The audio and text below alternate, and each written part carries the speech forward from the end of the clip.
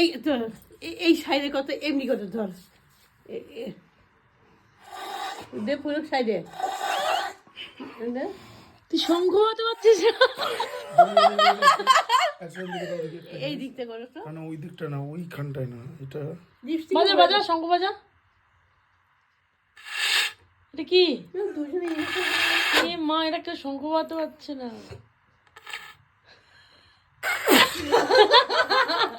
কি হলো এটা? What is this? তো করো মাছ। ভালো যাবে তো, তো বিয়ে হলে কি করবে আমি? আর দুটো সংখ্যা কি কি হচ্ছে? ব্যাপার হলো? আমি তো শঙ্খ বাজাতে পারি ভাই। হ্যাঁ, আমি তো আগে সম্পর্ক কম্পিটিশনও নাম দিয়েছি তুই কম্পিটিশন নাম দিয়েছিস? সময়। ধর।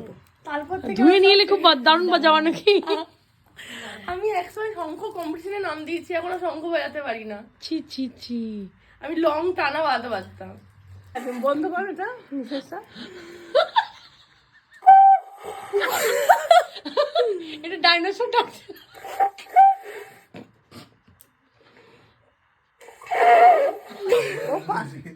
পেতে দেবো এবার। বললি কোন দিকে ফুটো খুঁজছে?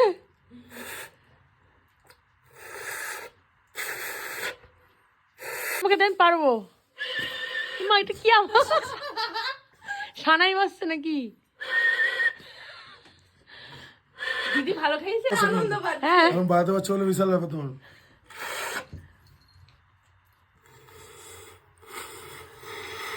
আসলে ওদের দাদা একটা কাজ করে না, সরু করে ফু দে, মানে সরু, ছোট করে, একটা ছোট করে। প্রেসারে সরু করে বেরোবে। বেশি চাপটা দিবেন না। কিছুতেই পারবি না। বল, হেরে গেছিস, এত সমস্যা কিসের? শঙ্কটা ফেটে যাবে। তিনি তাকাচ্ছে দেখ দাদার দিকে, তুইও অবাক। যে শঙ্খ আই এম টু অবাক। অন্যদিকে আওয়াজ না বেরিয়ে যায়। ছাড় না ভাই, ছাড় দে। এর টেকনিক আছে একটা আলাদা, বুঝতে পারছি না। কোন টেকনিক? আমি বাজিয়ে এবার দেখাবো টেকনিকটা। দাদা মা